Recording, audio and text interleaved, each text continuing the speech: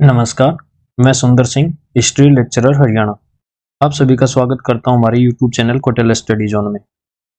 हमने जो PGT history के लिए जो टेस्ट सीरीज शुरू की थी, उसमें हमारा टॉपिक जो था आधुनिक जापान, उसका हम पार्ट 1 डिस्कस कर चुके थे। इस वीडियो में हम पार्ट 2 डिस्कस करेंगे। तो आइए शुरू करते हैं।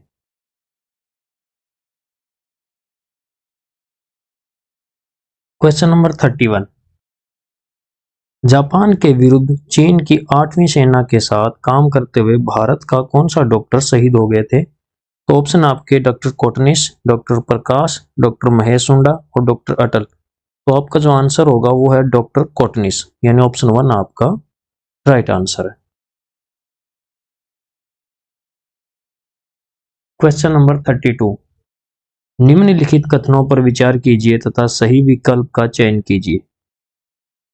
ऑप्शन 1 है आपका कि द्वितीय विश्व युद्ध के पश्चात अमेरिकी नेतृत्व वाले कब्जे के दौरान जापान का विसैन्यीकरण कर दिया गया और एक नया संविधान लागू किया गया। ये बिल्कुल ठीक है। इसके अनुच्छेद 9 के तथाकथित युद्ध न करने के वाक्यांश के अनुसार युद्ध का राष्ट्रीय नीति के साधन के रूप में इस्तेमाल वर्जित है। तो ये भी बिल्कुल ठीक है, यानी ऑप्शन 1 तथा तो दोनों कथन सत्य है, तो ऑप्शन 3 है वो आपका राइट आंसर होगा। Question number 33। साम्राज्यवादी जापान ने 1910 में किस देश पर औपनिवेशिक अधिकार कर लिया जिससे वहां के जोसोन राजवंश का अंत हो गया? तो ये था कोरिया पे, यानी कोरिया पे जापान ने अधिकार कर लिया था। तो ऑप्शन 1 आपका राइट आंसर होगा। Question number 34। दर्शन शास्त्री निशितानी जी ने आधुनिक को 3 पश्चिमी धाराओं के मिलन और एकता से परिभाषित किया। उनमें से एक नहीं है, इनमें से एक कौन सा नहीं था? पुनर्जागरण भी था, प्रोटेस्टेंट सुधार भी था और आपका प्राकृतिक विज्ञानों का विकास भी था, लेकिन साम्यवादी विचार इसमें नहीं था। तो ऑप्शन 3 है वो आपका आंसर हो जाएगा। Question number 35। निम्नलिखित कथनों पर विचार कीजिए तथा सही कथन का चयन कीजिए। तो आपका कथन 1 है कि 1853 में अमेरिका ने कोमोडोर मैथ्यू पेरी को जापान भेजा था। ये बिल्कुल ठीक है। अमेरिका ने जापानी सरकार से राजनयिक और व्यापारिक संबंध बनाने के समझौते पर हस्ताक्षर करने की मांग की। ये भी बिल्कुल ठीक है। कोमोडोर मैथ्यू पेरी के आगमन से जापान के जो सम्राट थे उनका महत्व अचानक बढ़ जाता है। तो ये भी ठीक है। और जापान ने 1854 में ऐसे समझौते पर हस्ताक्षर किए। तो ये भी ठीक है, यानी ऑप्शन आपका 4 है वो राइट आंसर होगा। Question number 36। 19वीं शताब्दी में यानी 19वीं शताब्दी से पूर्व अमेरिका से समझौते से पूर्व 19वीं शताब्दी में जो अमेरिका से समझौता किया, उससे पहले कौन सा जो पश्चिमी देश है वो जापान के साथ व्यापार करता था? तो जो पश्चिमी देश एकमात्र जो जापान से व्यापार करता था वो था हॉलैंड।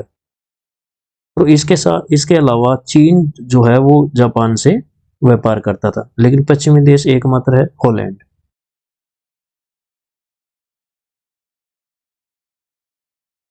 Question number 37। जापान में पहली रेल लाइन कहां से कहां तक बिछाई गई थी? तो ये लाइन बिछाई गई थी टोक्यो से योकोहामा तक। Question number 38। तनाका समरण पत्र के विषय में कौन सा कथन सत्य है? तो आपकी जो स्टेटमेंट 1 है कि बैरन तनाका ने 1927 में तनाका समरण पत्र जारी किया गया था या जारी किया था उन्होंने, तो ये बिल्कुल ठीक है। बैरन तनाका जापान के प्रधानमंत्री थे। तो ये भी आपका ऑप्शन ठीक है, इन कथन 2 भी आपका स्टेटमेंट 2 भी आपकी राइट है।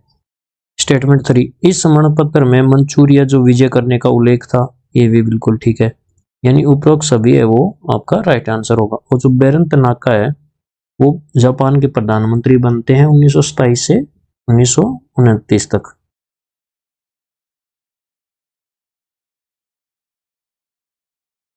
Question number 39। रूस जापान युद्ध का विश्व इतिहास में विशेष महत्व है। जो रूस और जापान का जो युद्ध होता है उसका विशेष महत्व, यह युद्ध कब हुआ था? तो ये युद्ध हुआ था 1904 से 5 में, यानी 1904-5 में ये युद्ध होता है। और इसमें जो जापान है वो जीत जाता है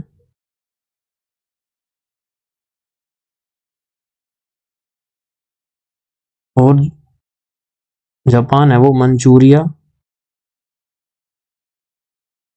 और कोरिया पर अधिकार कर लेता है।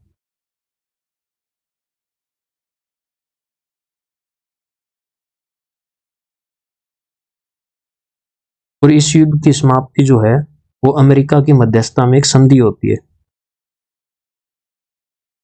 तो उस संधि का नाम है पोर्ट्समाउथ।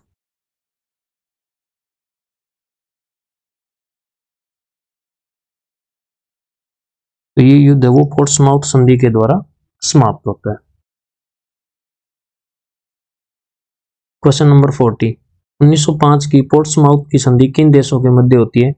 तो ये होती है जापान और रूस के बीच, यानी ऑप्शन सेकंड है वो आपका आंसर हो जाएगा कि ये जो संधि है पोर्ट्समाउथ की संधि वो जापान और रूस के बीच होती है। क्वेश्चन नंबर 41, 1894-95 में हुए चीन जापान युद्ध का कारण क्या था? तो इस युद्ध का कारण था कोरिया। और जो चीन जापान युद्ध है ये प्रथम युद्ध था, और जो सेकंड जो इन दोनों के बीच में युद्ध होता है वो होता है 1937 से 45 के बीच, जो 1937 से स्टार्ट होता है, लेकिन बाद में ये वर्ल्ड वार सेकंड का ही पार्ट बन जाता है।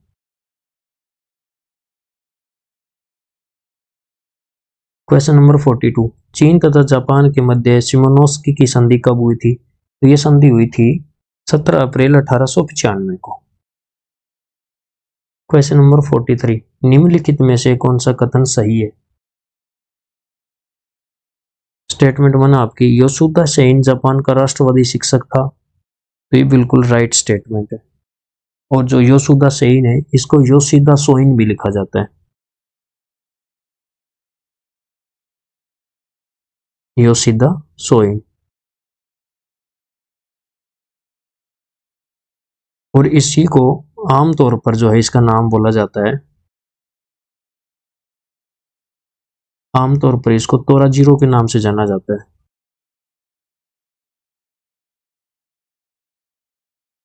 स्टेटमेंट 2, उसे तोकुगावा शासन में उसके उग्रवादी विचारों के लिए प्राणदंड दिया गया था।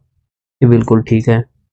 स्टेटमेंट 3, पेरी जो कोमोडोर मैथ्यू पेरी थे उसके जहाज पर छिपकर बच निकला। तो ये स्टेटमेंट गलत है, वो बचकर निकल नहीं पाया, उसको 1859 में उसका सिर काटकर उसकी हत्या कर दी जाती है।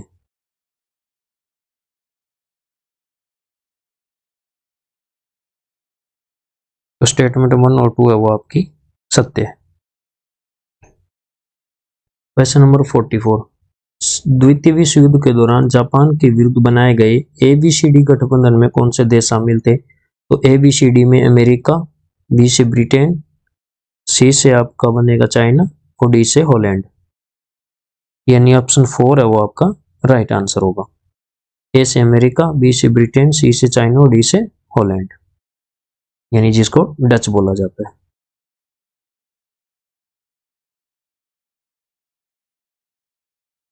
क्वेश्चन नंबर 45, निम्नलिखित में से कौन सा कारक 1931 में जापान द्वारा मंचूरिया पर आक्रमण के लिए उत्तरदायी नहीं था? तो जापान ने 1931 में मंचूरिया पर आक्रमण किया है। तो स्टेटमेंट 1 जो आपकी दी गई है कि जापान का प्रधानमंत्री इनुकाई आक्रामक सैनिक नीति के माध्यम से अपनी स्थिति जापान में मजबूत करना चाहता था। ये बिल्कुल ठीक स्टेटमेंट है। जापानियों ने मंचूरिया में अपने बहुमूल्य निवेश एवं व्यापार को सुरक्षित रखने के लिए आक्रमण किया। ये भी बिल्कुल ठीक है। थर्ड स्टेटमेंट है कि जापानी सैनिक टुकड़ियों ने सरकार की अनुमति के बिना मंचूरिया पर आक्रमण कर दिया। तो ये स्टेटमेंट असत्य है, क्योंकि सरकार की अनुमति के बिना नहीं, सरकार की अनुमति से ही मंचूरिया पर आक्रमण किया गया था। थर्ड है वो असत्य हो जाएगा। स्टेटमेंट 4, चीनी जापानियों को मंचूरिया से भगाना चाहते थे, यानी जो चीनी है वो जापानियों को मंचूरिया से भगाना चाहते थे, इसलिए जापान ने मंचूरिया पे आक्रमण किया। तो 4 वाली सत्य है, यानी थर्ड जो आपका राइट आंसर होगा। क्वेश्चन नंबर 46, चीन तथा जापान युद्ध के पश्चात हुए शिमोनोस्की की संधि के परिणामों में से एक सत्य नहीं है। तो इसका परिणाम 1 जो आपका दिया गया कि कोरिया का विस्तृत प्रदेश अलग कर दिया गया, यानी कोरिया को है वो स्वतंत्र घोषित कर दिया जाता है। तो ये स्टेटमेंट बिल्कुल ठीक है। फार्मोसा का द्वीप छीन लिया गया, यानी फार्मोसा का द्वीप है वो चीन ने जापान को दे दिया। तो ये भी बिल्कुल ठीक है। स्टेटमेंट 3, जापान द्वारा चीन के लियाओतुंग प्रायद्वीप तथा पोर्ट आर्थर पर अधिकार कर लिया गया। तो लियाओतुंग जो प्रायद्वीप है ये तो बिल्कुल जापान को दिया जाएगा। लेकिन पोर्ट आर्थर पर अधिकार नहीं होता, तो ये स्टेटमेंट आपकी सत्य नहीं है, यानी थर्ड ऑप्शन आपका राइट आंसर होगा। तो इस संधि के द्वारा दो चीजें आपने ध्यान रखनी है कि एक फॉर्मोसा और लियाओतुंग जो प्रायद्वीप है, दोनों के दोनों जापान को मिलते हैं और कोरिया को स्वतंत्र राष्ट्र मान लिया जाता है। क्वेश्चन नंबर 47, यूरोपीय वासियों ने किस घटना को पीत भय या पीला आतंक कहा है? तो ये कहा है चीन पर जापान की विजय को। Question number 48, John Stuart Mill की ऑन लिबर्टी तथा सैमुअल स्माइल्स की पुस्तक सेल्फ हेल्प का अनुवाद किसने किया था? तो ये किया था नाकामुरा कुओ ने। क्वेश्चन नंबर 49, निम्नलिखित में से कौन सा कथन सत्य है? स्टेटमेंट 1 आपकी दी गई 1874 को 33 बुद्धिजीवियों ने सभ्यता और प्रभुता को बढ़ावा देने के लिए मेरोकुसा नामक संस्था का गठन किया था। ये बिल्कुल ठीक है। इस संस्था में मेजी कुलीन वर्ग के अनेक प्रमुख सदस्य थे। ये भी ठीक है। स्टेटमेंट 3, इस संस्था का प्रथम अध्यक्ष मोरी अरिनोरा था। तो ये भी बिल्कुल ठीक है। उपरोक्त सभी आपका राइट आंसर होगा। क्वेश्चन नंबर 50, कोहोंग या कोहांग के संबंध में सत्य कथन है। स्टेटमेंट 1 दिया गया 1885 में मंत्रिमंडल का प्रारंभ हुआ। बिल्कुल ठीक है। मोरो आरिनोरी जापान का प्रथम शिक्षा मंत्री था। ये भी बिल्कुल ठीक है। 1887 में शिक्षा मंत्रालय का गठन किया गया। तो स्टेटमेंट आपकी सत्य नहीं है, क्योंकि 1887 नहीं 1886 में शिक्षा मंत्रालय का गठन किया गया। स्टेटमेंट 4 दी गई 1872 में जापान अधिनियम जारी कर देश को 8 विश्वविद्यालय जनपदों में विभाजित किया गया। तो ये भी ठीक है, यानी 1, 2, 4 है वो आपका राइट आंसर होगा। क्वेश्चन नंबर 51, अमेरिका में प्रथम जापानी राजदूत था। तो ये था मोरी अरिनोरा। क्वेश्चन नंबर 52, जापान की आधुनिक शिक्षा व्यवस्था पर आधारित निम्नलिखित कथनों पर विचार कीजिए।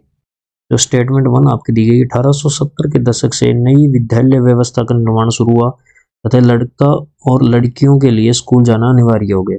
ये बिल्कुल ठीक है। आधुनिक शिक्षा के लिए यूरोपीय भाषा को अपनाया गया। तो ये स्टेटमेंट आपकी सत्य नहीं है, क्योंकि यूरोपीय भाषा को नहीं, जापानी भाषा को अपनाया गया।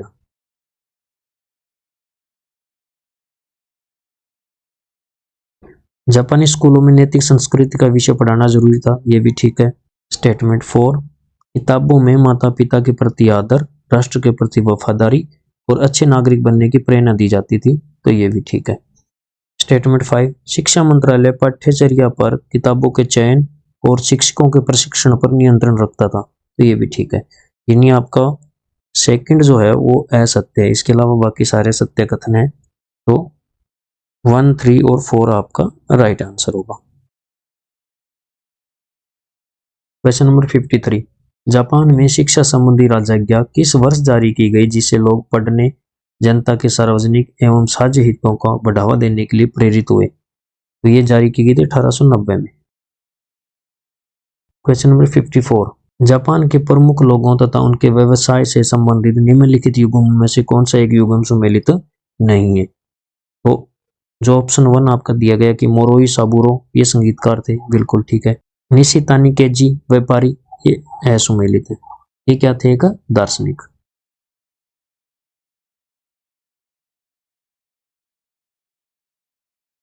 मात्सुई और सुमाका क्या थी? अभिनेत्री।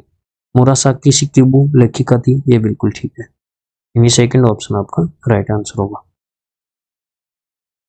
क्वेश्चन नंबर 55, निम्नलिखित सूची को सुमेलित कीजिए। सूची 1 और सूची 2 को आपने सुमेलित करना है। एक साइड कुछ नाम दिए गए, दूसरी साइड उनके अर्थ बताए गए हैं, वो आपने देखने हैं। तो जैसे 1 पे दिए गए कोकू होन्सा, जो कोकू होन्सा थी वो थी 1924 में संगठित जापान की राष्ट्रीय संस्था। सेकंड है कोकुरुकाई, ये काले ड्रैगनों की संस्था थी। और जो काकुसुकाई है वो थी 1919 में गठित जापान की राष्ट्रीय संस्था। और जेनियोसा जो है वो है अंधकार में समुद्री संस्था जो थी उसको बोला जाता है। तो ऑप्शन 4 है वो आपका राइट आंसर होगा। इसके साथ ही आज की वीडियो समाप्त होती है। हमारा जो टॉपिक आधुनिक जापान था, इसको हमने 2 पार्ट में समाप्त किया है। अगर आपको वीडियो अच्छी लगी हो तो वीडियो को लाइक कीजिए, चैनल को सब्सक्राइब कीजिए और वीडियो को अधिक से अधिक शेयर कीजिए। और अगर आप इसी टॉपिक पे पहले वीडियो चाहते हैं तो कमेंट करके बताइए कि कौन से टॉपिक की आपको वीडियो पहले चाहिए। Thank you.